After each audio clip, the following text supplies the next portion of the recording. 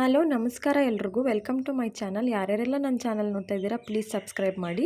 ನಾನಿವತ್ತು ಹೆಲ್ದಿಯಾಗಿರೋ ನುಗ್ಗೆ ಸೊಪ್ಪು ಮತ್ತು ಮೊಟ್ಟೆ ಹಾಕಿ ಪಲ್ಯ ಮಾಡ್ತಾಯಿದ್ದೀನಿ. ಅದಕ್ಕೆ ಒಂದು ಬಾಣಲಿನಲ್ಲಿ ಸ್ವಲ್ಪ ಎಣ್ಣೆ ಹಾಕ್ಕೊಂಡು ಒಂದು 2ರಿಂದ 3 ಈರುಳ್ಳಿನ ಚಿಕ್ಕ ಚಿಕ್ಕದಾಗಿ ಕಟ್ ಮಾಡಿ ಹಾಕಿ ಫ್ರೈ ಮಾಡ್ಕೊಳ್ಳೋಣ. ಇವಾಗ ನಾನು 3ರಿಂದ 4 ಹಸಿಮೆಣಸಿನಕಾಯಿ ತೊಗೊಂಡಿದ್ದೀನಿ, ಅದನ್ನು ಕೂಡ ಹೀಗೆ ಫ್ರೈ ಮಾಡ್ಕೊತಾ ಇದ್ದೀನಿ. ಸ್ವಲ್ಪ ಶುಂಠಿ ಬೆಳ್ಳುಳ್ಳಿ ಪೇಸ್ಟ್ ಹಾಕ್ಕೊತಾ ಇದ್ದೀನಿ. ಹಸಿ ವಾಸನೆ ಹೋಗೋವರೆಗೂ ಫ್ರೈ ಮಾಡ್ಕೊಳ್ಳೋಣ. ಈಗ ಶುಂಠಿ ಬೆಳ್ಳುಳ್ಳಿ ಪೇಸ್ಟ್ ಹಸಿ ವಾಸನೆ ಹೋಗಿದೆ ಅನಿಸಿದ್ಮೇಲೆ ಒಂದೇ ಒಂದು ಟೊಮೊಟೊ ತೊಗೊಂಡಿದ್ದೀನಿ, ಅದನ್ನು ಚಿಕ್ಕ ಚಿಕ್ಕದಾಗಿ ಕಟ್ ಮಾಡಿ ಸೇರಿಸ್ಕೊಂಡು ಅದು ಸ್ವಲ್ಪ ಮೆತ್ತಗಾಗೋವರೆಗೂ ಫ್ರೈ ಮಾಡಿಕೊಂಡೆ. ಇವಾಗ ನಾನು ತೊಳೆದಿಟ್ಟಿರುವಂಥ ನುಗ್ಗೆ ಸೊಪ್ಪನ್ನ ಹಾಕ್ಕೊತಾ ಇದ್ದೀನಿ. ನುಗ್ಗೆ ಸೊಪ್ಪು ಹಾಕೊಂಡ್ಮೇಲೆ ಸ್ವಲ್ಪ ಉಪ್ಪನ್ನು ಕೂಡ ಇವಾಗಲೇ ಸೇರಿಸ್ಕೊತಾ ಇದ್ದೀನಿ. ಇವಾಗ ಚೆನ್ನಾಗಿ ಮಿಕ್ಸ್ ಮಾಡ್ಕೊಳ್ಳೋಣ. ನುಗ್ಗೆ ಸೊಪ್ಪು ಬೇಯಕ್ಕೆ ಸ್ಟಾರ್ಟ್ ಆದಮೇಲೆ ಸ್ವಲ್ಪ ನೀರು ಬಿಡುತ್ತೆ, ಹಾಗೆ ಕ್ವಾಂಟಿಟಿ ಕೂಡ ತುಂಬ ಕಡಿಮೆ ಆಗುತ್ತೆ.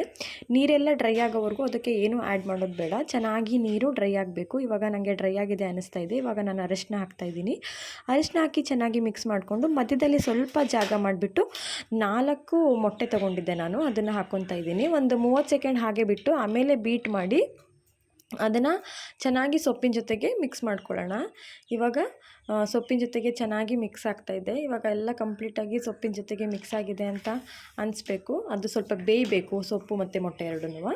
ಬೆಂದಾದ್ಮೇಲೆ ನಾನಿಲ್ಲಿ ಸ್ವಲ್ಪ ಕೊತ್ತಂಬರಿ ಸೊಪ್ಪು ಹಾಕ್ಕೊತಾ ಇದ್ದೀನಿ. ಅದನ್ನು ಸ್ವಲ್ಪ ಮಿಕ್ಸ್ ಮಾಡಿಕೊಂಡು ಈಗ ಫೈನಲಾಗಿ ನಾನು ಸ್ವಲ್ಪ ಗರಂ ಮಸಾಲ ಪೌಡ್ರ್ ಹಾಕ್ಕೊಂಡು ಮಿಕ್ಸ್ ಮಾಡಿಕೊಂಡೆ. ಇವಾಗ ಚೆನ್ನಾಗಿ ಬೆಂದಿದೆ, ರೆಡಿಯಾಗಿದೆ.